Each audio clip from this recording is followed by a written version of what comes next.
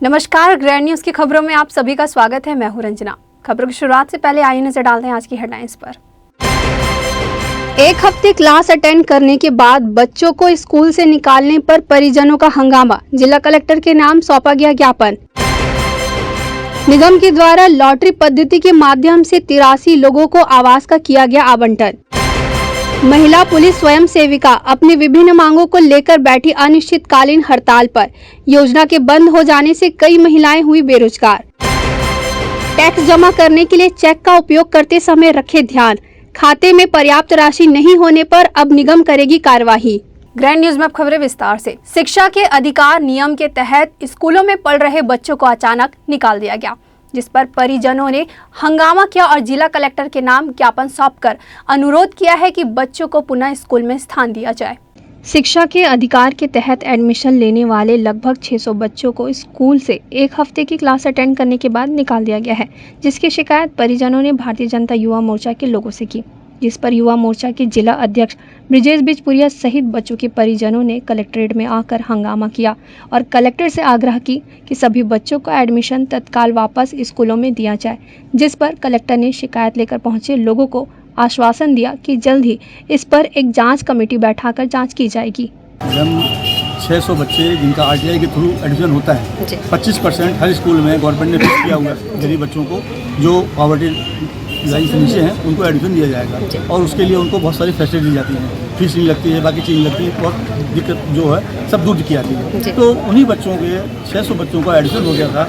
Admission होने के बाद बच्चों ने काफ़ी किताब सब खरीद ली थी, स्कूल का बैग खरीद लिया था और ड्रेस खरीद ली थी। उसके बाद अचानक बच्चे स्कूल भी जा रहे थे, अचानक एक फरमान जारी होता है एजुकेशन डिपार्टमेंट के द्वारा और उसमें बोला जाता है कि 600 बच्चों का एडमिशन कैंसिल किया जाता है। जब वहाँ लोग पूछते हैं कि आपने क्यों कैंसिल किया, तो बोले जो पोर्टल था, पोर्टल की गलती से आपको हमने एडमिशन दे दिया। तो जब भी कलेक्टर साहब से बताया मैंने कि पोर्टल की गलती से बोल रहे हैं एडमिशन दिया, तो कलेक्टर साहब बोले कि पोर्टल की कोई गलती नहीं है, ये जो गलती हुई है इसकी मैं इंक्वायरी कराऊंगा। और उन्होंने तत्काल एक कमेटी फॉर्म की है, कल कमेटी की बैठक बुलाई है। उस बैठक में इस सारे विषय पर वो चर्चा करेंगे। चर्चा करके हमको आश्वासन दिया कि किसी बच्चे के साथ अन्याय नहीं होगा, किसी गार्जियन के साथ अन्याय नहीं होगा और जो विधि सम्मत है मामला वो किया जाएगा और सब बच्चों के भविष्य का ख्याल रखा जाएगा। तो ये सारी बातें उनसे हुई है और हमने ये बात स्पष्ट कर दी है कि इस लड़ाई को आज हम कलेक्टर साहब के पास में आए हैं, उनके पास रखी है। अगर यहाँ उसका समाधान नहीं निकलता है तो हम रोड पे आएंगे, धरना करेंगे, प्रदर्शन करेंगे, जेल जाएंगे, जो करना पड़ेगा करेंगे। लेकिन 600 बच्चों के भविष्य को हम बिगड़ने नहीं देंगे। उनके माँ बाप को जो दिक्कत हो रही है वो हम होने नहीं देंगे। उसमें पूरी लिस्ट है 600 बच्चों की स्कूलों की, तो कई स्कूलों का मामला है और ये मिली भगत है। ये एजुकेशन डिपार्टमेंट और स्कूलों की मिली भगत है कि 600 सीटें कैंसिल करेंगे, गार्जियन भटकेंगे, फिर औने पौने पैसे दे करके एडमिशन लेंगे और उसमें दोनों की मिली भगत चलती है। इसीलिए कोशिश करते हैं कि आरटीआई की सीटों को कम से कम भरा जाए। बच्चे पहुंचते भी हैं तो कोई ना कोई मिस्टेक निकाल करके कैंसिल कर देते हैं। क्योंकि आज ये हो चुका है एडमिशन, अब इसके बाद वो पोर्टल की मिस्टेक निकालना है। पोर्टल की मिस्टेक की बात कर रहे हैं, जबकि पोर्टल की मिस्टेक अभी कलेक्टर साहब ने बोला कि पोर्टल की कोई मिस्टेक नहीं है, कि जो है सब जानबूझ करके धांधलीबाजी है। और कलेक्टर साहब ने इस बात को समझा है और हमारी बात को समझ करके कल मीटिंग बुलाई है और बोले आप हमारा प्रति विश्वास रखिए। कल मैं मीटिंग बुला रहा हूँ और इसमें सारी जो बातें हैं उसको कहाँ रहते हो बताइए। बच्ची का नाम कृतिका यादव, हम लोग रहते हैं। मेरी बच्ची का आरटी के तहत रंजनवेली स्कूल में क्लास 1 के लिए नाम आया था जी। वहाँ प्रिंसिपल बुलाए और बोले कि बच्ची का एडमिशन करा लीजिएगा। उसके बाद 6 दिन बच्ची स्कूल जाती है, फिर मैडम बोलती है डीओ ऑफिस से कॉल आया है कि बच्ची का गलती से एडमिशन हो गया है। मैं सब बुक वगैरह सब खरीद ली, अब बच्ची को कहाँ ले जारी है मैम। को भेजो बोल रहे हैं जब तक आरटी का से नहीं आया ठीक। आप एप्लीकेशन भी लिख के दो बोल रहे हैं। मोर मकान मोर आस प्रधानमंत्री आवास योजना के अंतर्गत निगम मुख्यालय परिसर में 83 लोगों को लॉटरी पद्धति से मकान आवंटित किया गया। इस अवसर पर मुख्य रूप से महापौर नीरज पाल उपस्थित रहे। किराएदारी में निवासरत परिवारों को प्रधानमंत्री आवास योजना के अंतर्गत आवास देने हैं। नगर निगम द्वारा विभिन्न क्षेत्रों में मोर मकान मोर आस के तहत मकानों का निर्माण किया गया है। मकानों के आवंटन के लिए काफ़ी लंबे वक्त से निगम मुख्यालय में प्रक्रिया जारी है। सैकड़ों लोगों ने मकान को लेकर निगम में आवेदन जमा किया है। मापदंडों को पूरा करे हितग्राहियों के लिए आवास आवंटन की प्रक्रिया गुरुवार को की गई। पूरी पारदर्शिता से हुई प्रक्रिया में मापदंडों में खरे उतरे 83 हितग्राहियों को लॉटरी पद्धति से लॉटरी निकालकर मकान आवंटित किए गए। मकानों को पाकर हितग्राहियों के चेहरों में खुशी देखने को मिली। जिन हितग्राहियों ने मापदंडों को पूरा नहीं किया है, उनके मकानों का आवंटन करने को लेकर आगे भी प्रक्रिया जारी रहेगी। इस अवसर पर मुख्य रूप से उपस्थित महापौर नीरज पाल ने वार्ड 10 संत रविदास नगर के दिव्यांग बुधराम को ट्राईसाइकिल भी प्रदान की। दिव्यांग बुधराम द्वारा ट्राईसाइकिल के लिए नगर निगम भिलाई में आवेदन किया गया था, जिन्हें आज ट्राईसाइकिल दी गई। मोर मकान मोर आस को लेकर महापौर नीरज पाल ने जानकारी दी। आज मोर मकान मोर आस योजना के अंतर्गत हितग्राहियों को आवास आवंटित करने के लिए लॉटरी थी।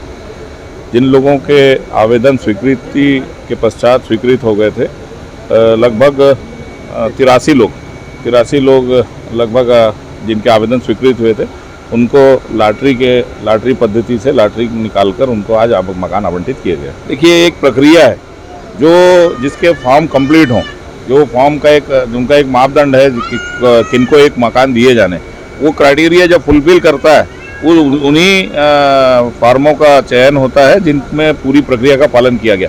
अगर प्रक्रिया में कोई कमी हो तो उसको फिर से मौका मिलता है, वो दोबारा भी उसमें भाग ले सकता है। ट्राईसाइकिल के लिए वार्ड क्रमांक 10 के रविदास नगर के बुधराम जी हैं, उन्होंने ट्राईसाइकिल के लिए मांग की थी, जिसको नगर निगम द्वारा तत्काल दिया जा रहा है। जिन हितग्राहियों ने मकानों को लेकर निगम मुख्यालय में आवेदन तो जमा किया है, लेकिन जिन्हें मकानों का आवंटन नहीं हो सका है, उन्हें मापदंडों को पूरा करने के उपरांत लॉटरी पद्धति से मकानों का आवंटन किया जाएगा। हितग्राहियों के लिए नगर निगम प्रशासन द्वारा विभिन्न क्षेत्रों में अनेकों आवासों का निर्माण कराया गया है। ग्रैंड न्यूज़ के लिए भिलाई से कैमरामैन खेमराज निषाद के साथ संजय दुबे। मानदेय में वृद्धि किए जाने की मांग को लेकर चेतना महिला पुलिस स्वयं सेविकाओं के द्वारा अनिश्चितकालीन हड़ताल का आयोजन किया गया। चेतना महिला पुलिस स्वयं सेविका वॉलंटियर अपनी एक सूत्रीय मांगों को लेकर पिछले कई दिनों से अनिश्चितकालीन हड़ताल पर बैठे हुए हैं। इस हड़ताल का 13वां दिन है, किंतु आज तक किसी भी अधिकारी के द्वारा महिला चेतना पुलिस स्वयं सेविका वॉलंटियर से संपर्क नहीं किया गया है। 2018 में शुरू हुई केंद्र सरकार की योजना निर्भया हत्याकांड के पश्चात केवल दुर्ग जिला व कोरिया जिले में लागू की गई थी, परंतु वर्तमान में इसे सेवा मुक्त कर दिया गया है।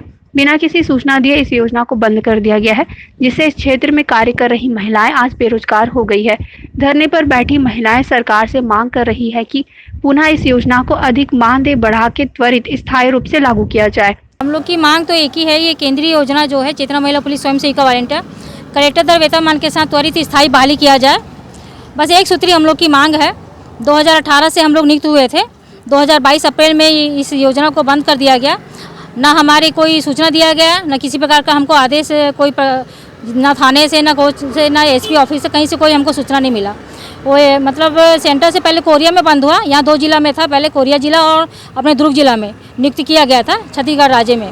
अब वहाँ ये जो 8 से 9 मतलब जिले में राज्य में, भारत देश के अपने 8 से 9 राज्य में पूरे 2-2 जिले में ही इसको नियुक्त किया गया है। चेतना महिला पुलिस निर्भया हत्याकांड के पश्चात लागू हुआ था, केंद्र सरकार की योजना है।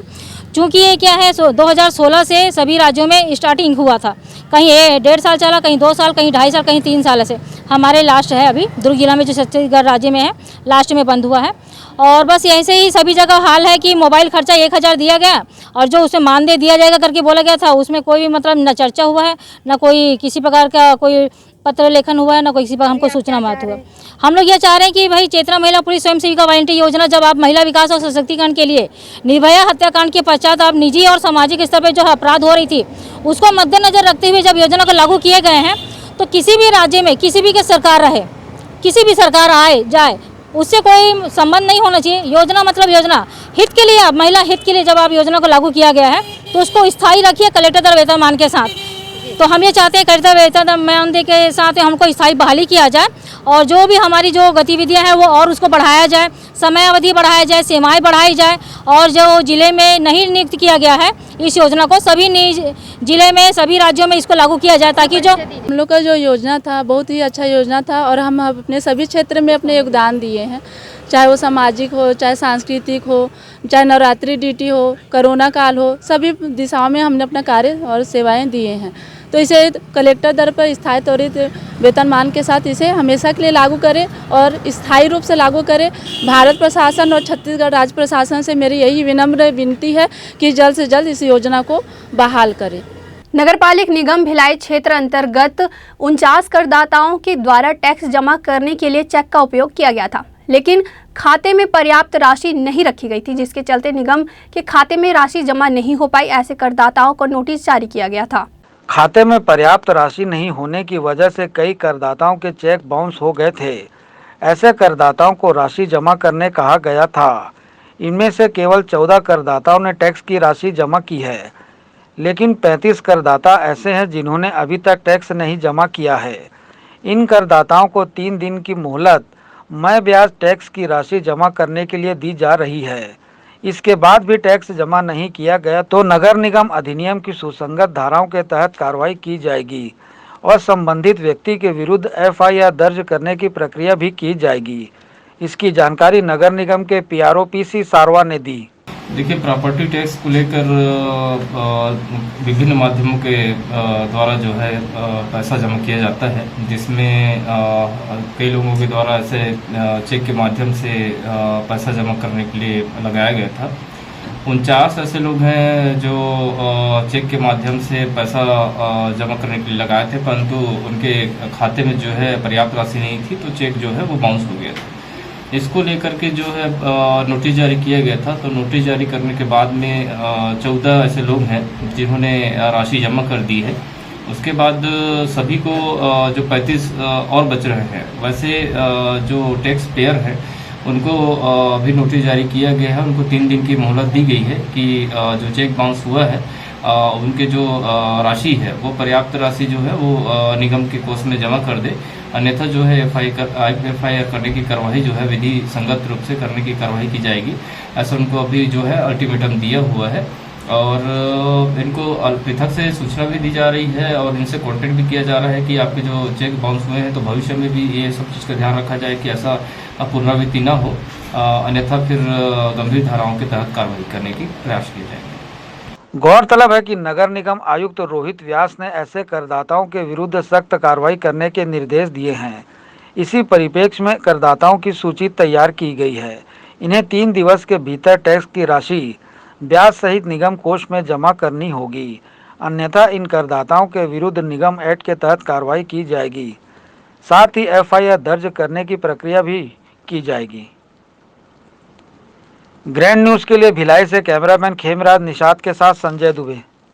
सुपेला थाना पुलिस ने चोरी के आरोप में 3 नाबालिग को गिरफ्तार किया है। आरोपियों के कब्जे से नगद 34,000 रुपए सहित विभिन्न सामानों को बरामद किया गया। वेंकटेश्वर टाकीज के पीछे निवासरत प्रार्थी पंकज अग्रवाल ने सुपेला थाना में 11 जुलाई को दुकान में चोरी होने की रिपोर्ट दर्ज कराई थी।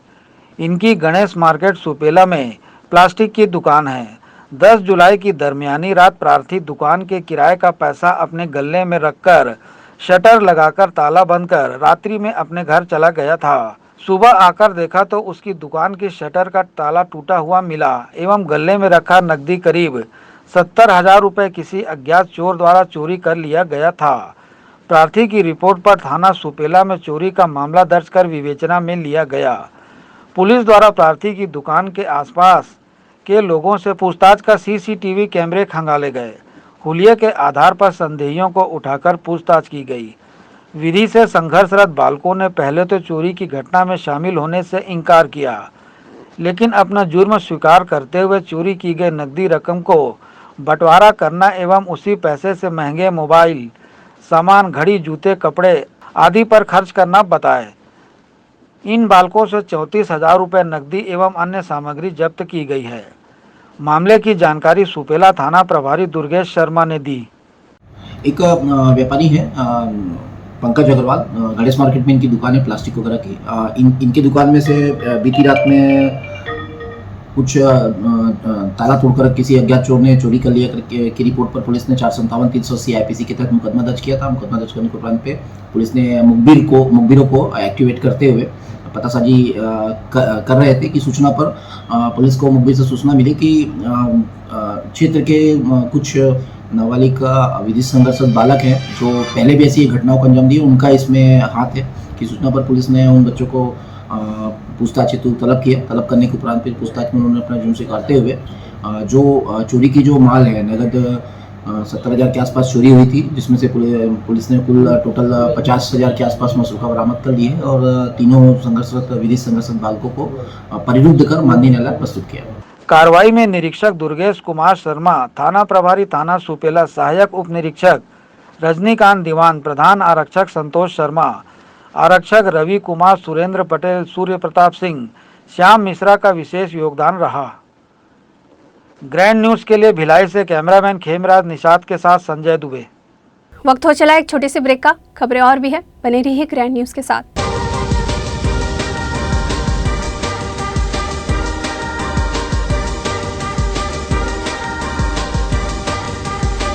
In today's busy life, you cannot afford to take time out for everything to be perfect for your marriage.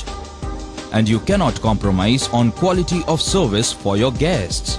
Our customized marriage packages are made just according to your wish. This presentation will acquaint you with the different luxury packed marriage packages available. This package has an elaborate menu with 60 mouth-watering items. Bharat Swagat including welcome drink, snacks and sweets. A breathtakingly decorated welcome gate and the arena decorated with flowers. To give you the best colors in view, we organize special light effects for all areas. We take care of decorating the groom's car to its best attire and exclusive DJ beats for extreme fun and valet parking to make your guests feel like an emperor. Our exclusive add-ons give you unlimited freedom to customize your ceremony to its best.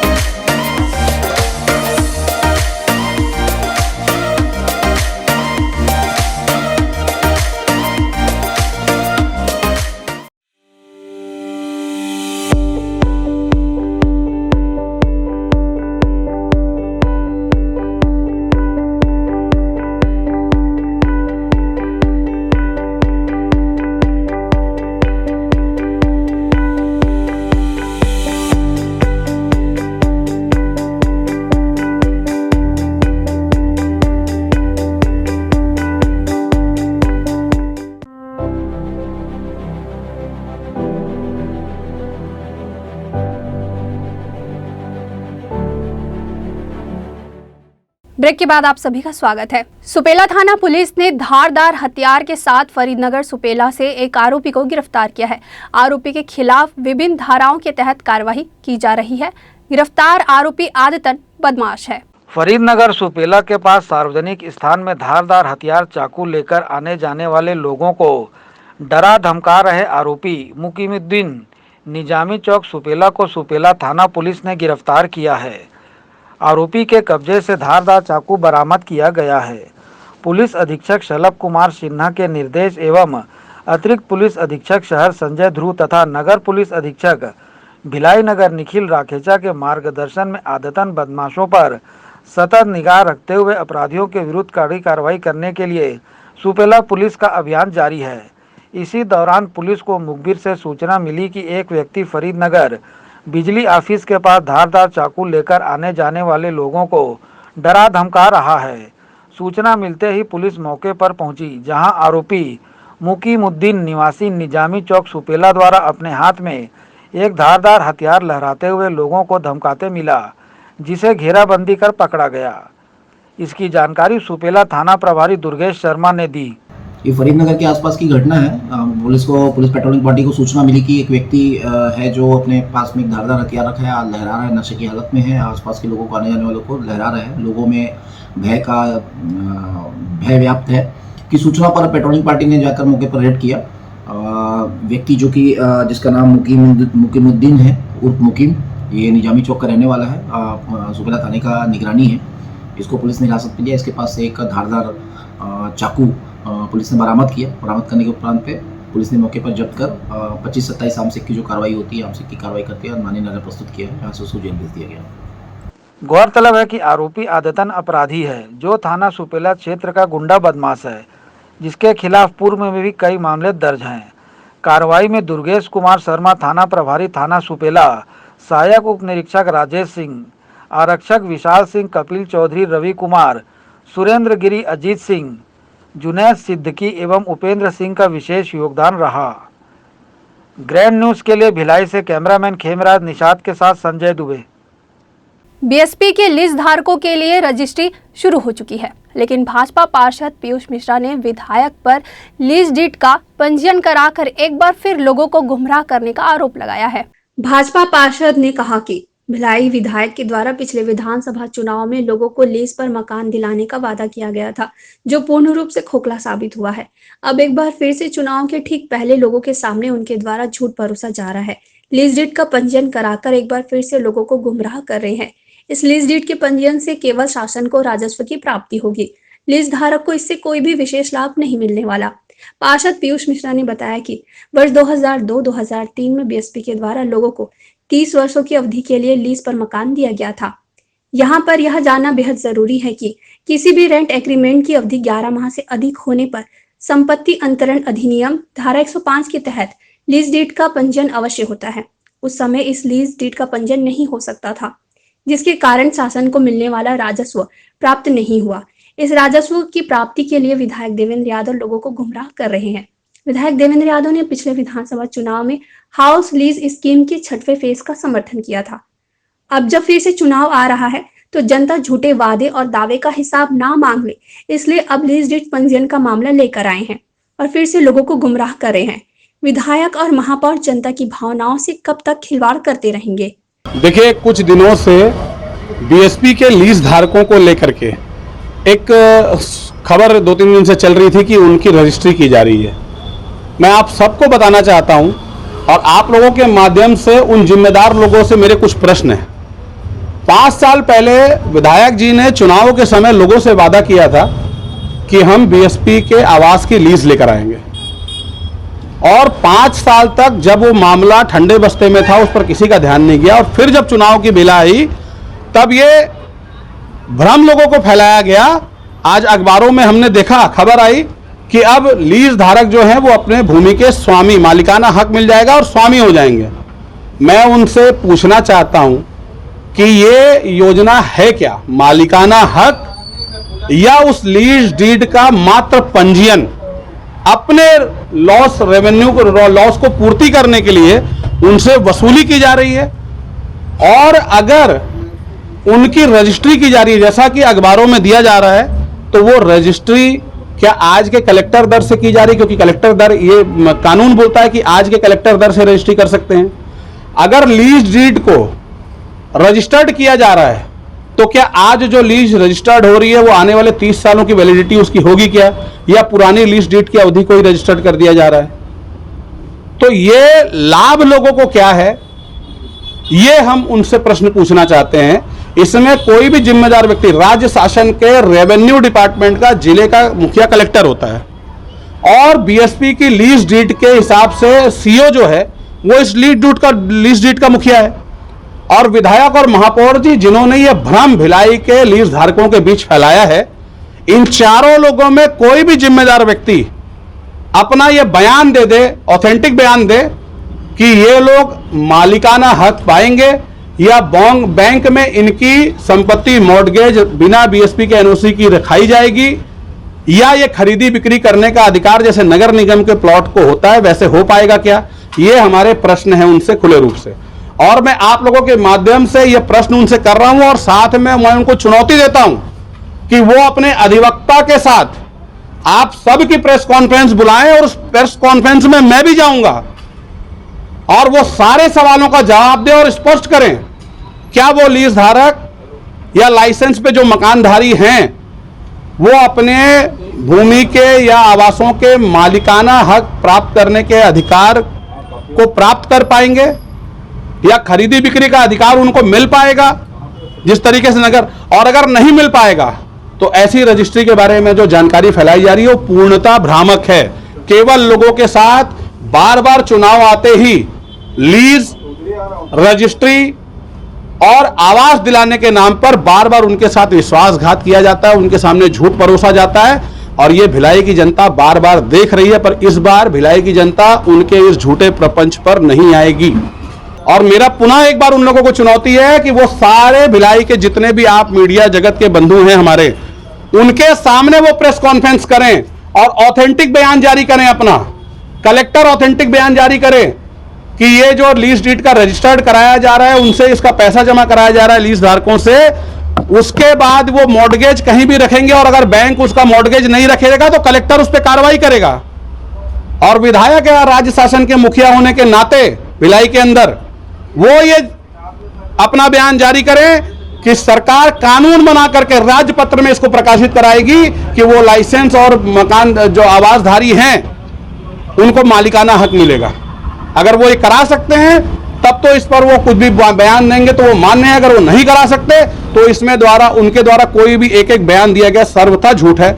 इस बात को मैं आपके सामने मैं आपको बोल रहा हूं कि बार बार लीज के नाम पर, आवासी लोगों को रजिस्ट्री कराने के नाम पर बार बार बीएसपी के लोगों के साथ धोखा किया जाता है। बीएसपी के आवास में रहने वाले जब भी ऐसा कोई झूठा बयान देता है तो उनके अंदर एक उम्मीद की किरण जाग जाती है कि इस बार हम अपने आवासों के मालिक बन जाएंगे। लेकिन उनके सामने झूठ मत परोसा जाए, जो सच है वो बताया जाए। अगर ये निर्णय सरकार अपने रेवेन्यू लॉस की पूर्ति करने के लिए कर रही है तो बताए कि हम अपने रेवेन्यू को वसूलने के लिए कर रहे हैं। Bureau report, grand news. नगर निगम भिलाई के द्वारा आकाशगंगा सुपेला में नई नालियों के निर्माण का कार्य शुरू हो गया है। नालियों के निर्माण होने से नाली से पानी निकासी की समस्या का समाधान होगा और नालियों में मच्छरों के लार्वे भी नहीं पनपेंगे।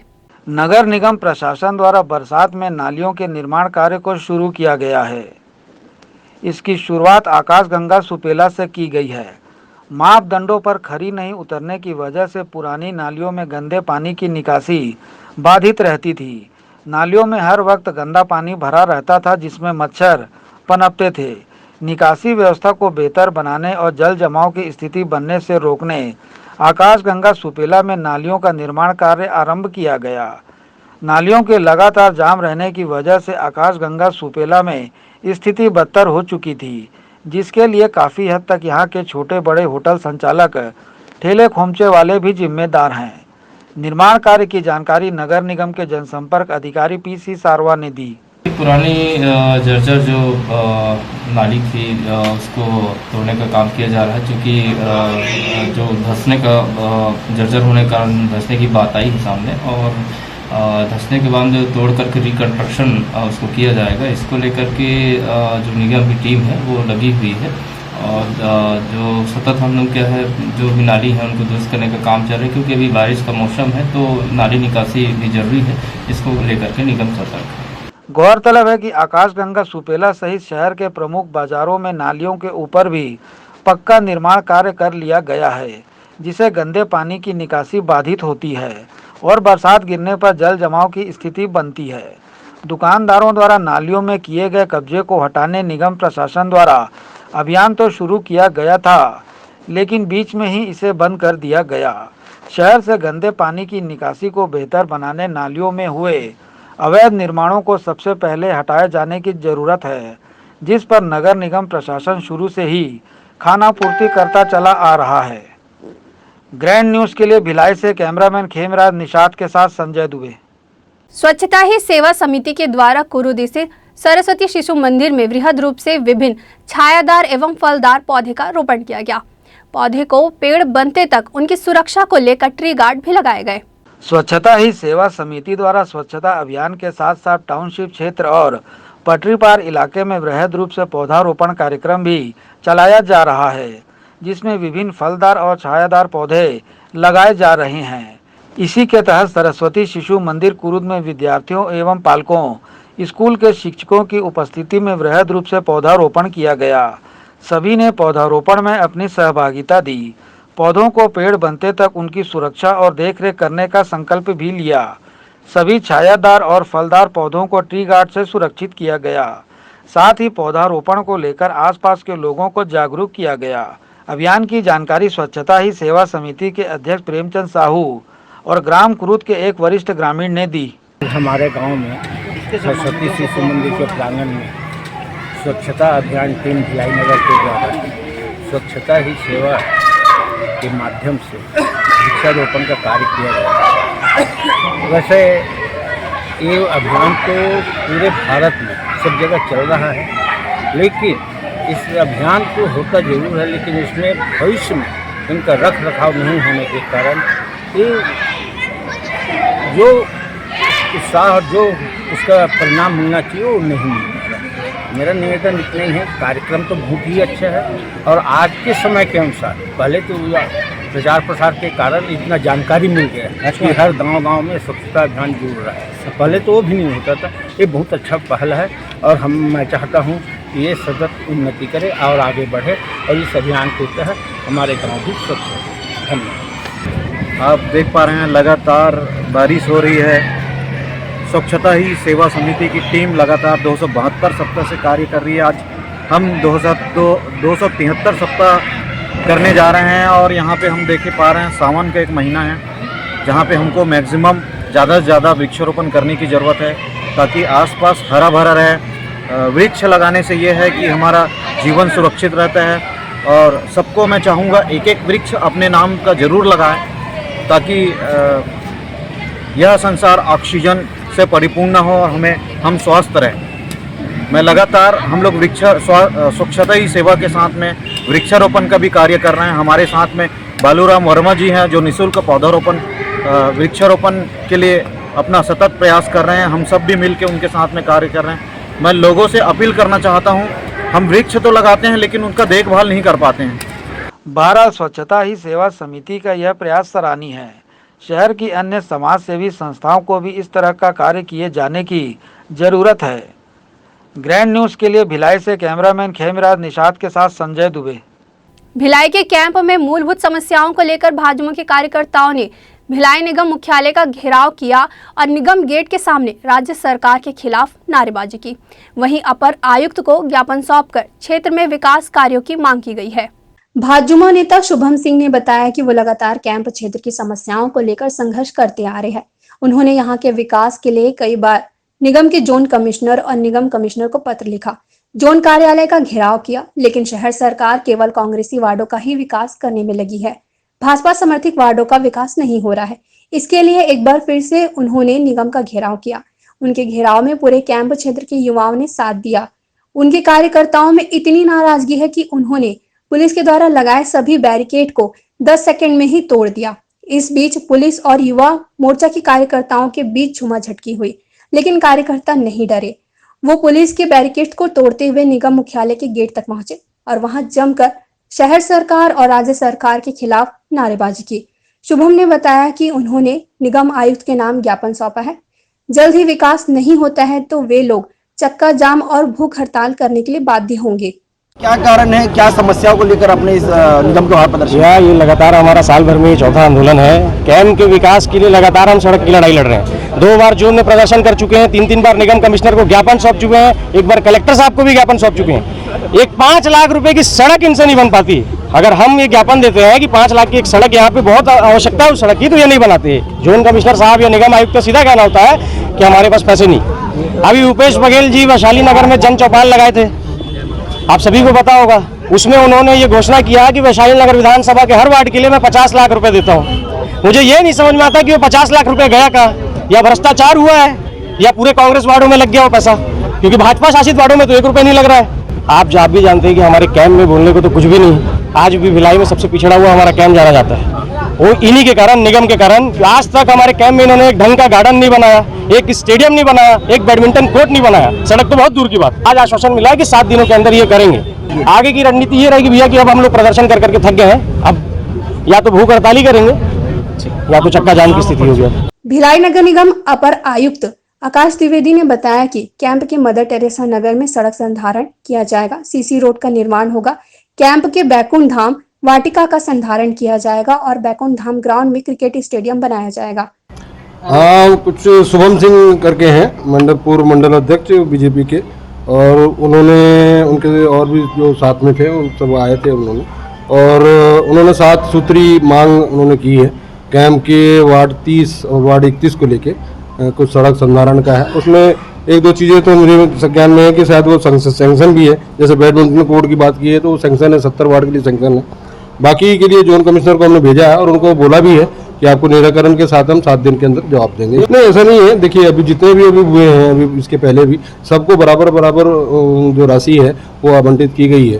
तो ये तो इस तरीके की बात है, तो उसमें मैं क्या कहूँ, लेकिन सभी जगह समान रूप से काम हो रहा है। रोड आप देख ही रहे हैं। और बाकी के बारे में जो बताया उन्होंने कि संधारण पुष्प वाटिका का, तो जितने गार्डन के संधारण के काम है वो भी अभी सैंक्शन हुए हैं। हो सकता है कि अभी वहाँ पे नहीं स्टार्ट हो पाए होंगे। ब्यूरो रिपोर्ट ग्रैंड न्यूज की खबरों में फिलहाल इतना ही। मुझे दीजिए इजाजत। नमस्कार।